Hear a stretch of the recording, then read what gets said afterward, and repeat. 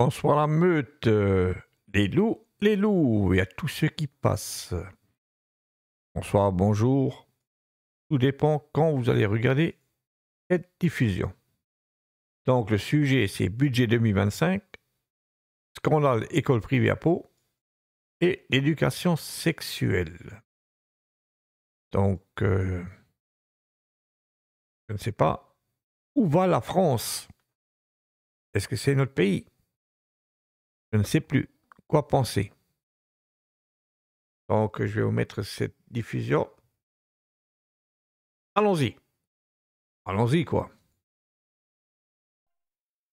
Est-ce que vous savez, par exemple, que dans le budget aujourd'hui proposé par M. Bayrou, il y a une taxe sur les micro-entrepreneurs qui fait qu'aujourd'hui, vous avez 200 000 personnes en France qui vont payer 2 000 euros de TVA en plus que ce qu'ils payaient avant en raison du budget de François Bayrou. Est-ce que vous savez qu'il y a dans le budget de François Bayrou une baisse de l'enveloppe consacrée aux aides personnelles au logement, aux APL? Est-ce que vous savez que dans le budget de François Bayrou aujourd'hui, vous avez une remise en cause et une baisse de la prime d'activité? Vous savez, la prime d'activité, c'est ce qui est touché par un certain nombre de salariés qui ont des salaires extrêmement faibles, notamment salaire au SMIC, pour leur permettre de gagner un petit peu plus d'argent. Tout ça, très concrètement, et en plus de toutes les coupes qu'il y a dans les ministères, c'est les conséquences de l'adoption de ce budget. Et donc, je pense, pour répondre à votre question, que quand on est membre du Parti Socialiste, qu'on a été élu sous l'étiquette du nouveau Front Populaire, si on veut être en cohérence, si on ne veut pas renier et trahir de ce point de vue-là les engagements qu'on a pris devant les électrices et les électeurs, il faut voter la motion de censure.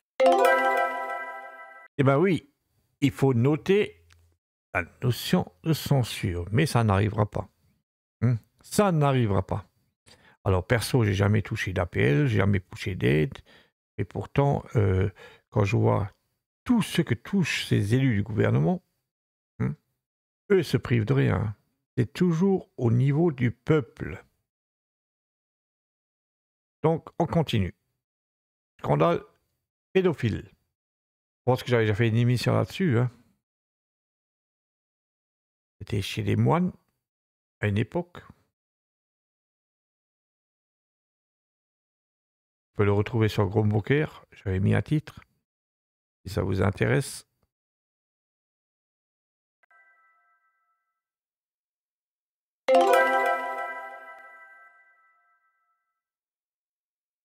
C'est probablement la plus grave affaire de pédophilie que notre pays ait connue et tout indique que le Premier ministre François Bayrou savait et a couvert. Ça se passe à quelques kilomètres de Pau, dans un établissement privé catholique. Ce sont des faits qui se sont étalés sur des décennies et ce sont des agressions sexuelles, des violences physiques, des viols sur des dizaines et des dizaines d'enfants, d'adolescents de 8 à 13 ans notamment, des dizaines de plaintes qui sont aujourd'hui déposées devant la justice, des centaines d'anciens élèves qui se sont constitués en collectif et qui demandent réparation en justice. Alors ces faits extrêmement graves, insupportables, absolument bouleversants et choquants.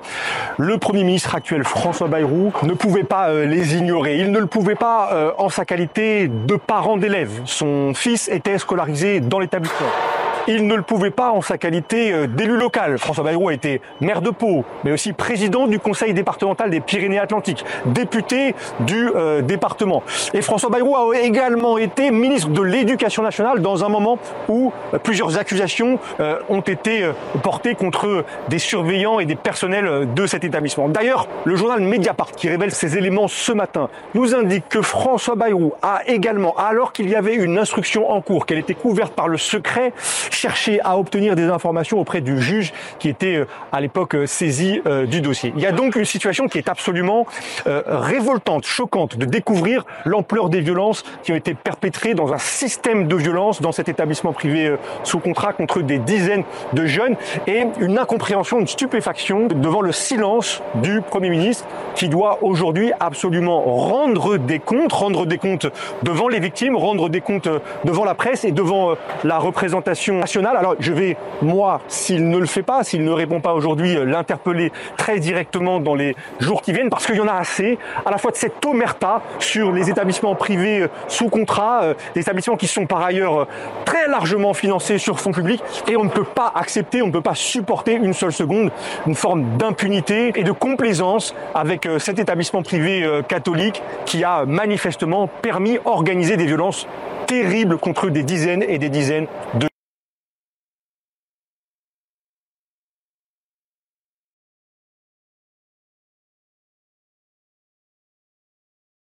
Oui, des dizaines et dizaines et dizaines de jeunes gens. Mais où est l'opposition? Où est l'opposition? Il n'y en a plus. Donc là, on va encore parler de l'éducation. Vous pouvez dire en haut, je ne dirai pas ce mot parce qu'on va encore faire striker sur YouTube ou sur Facebook. Donc, vous verrez, c'est marqué. On continue.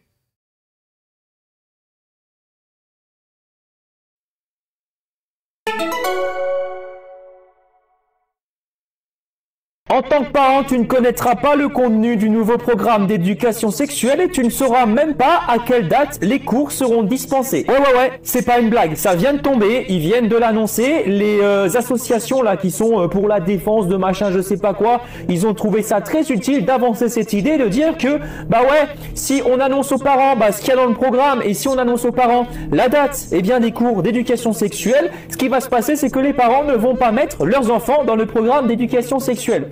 Voilà où on en est. Moi, je compte sur toi, vraiment, qui regarde cette vidéo pour partager cette vidéo autour de toi et surtout pour inciter un maximum de parents à arrêter de foutre vos gosses dans ces écoles. Non, parce que là, à ce stade-là, on est sur une imposition d'idéologie. Qu'est-ce qu'on va apprendre à ton gosse lors de ses cours ?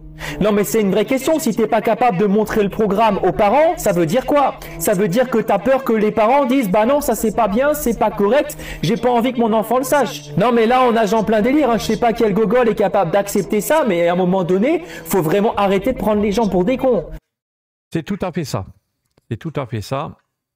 À un moment donné, il faut dire stop. Mais après, les parents, je me rappelle quand il y avait la crise sanitaire, je pensais que je voyais beaucoup de parents dans les manifestations, mais non, il n'y avait pas beaucoup de parents avec les enfants. Alors je vous remercie de me suivre. Merci à vous. Je vous souhaite une bonne journée ou un bon après-midi ou une bonne nuit. Tout dépend quand vous allez regarder cette vidéo. À bientôt.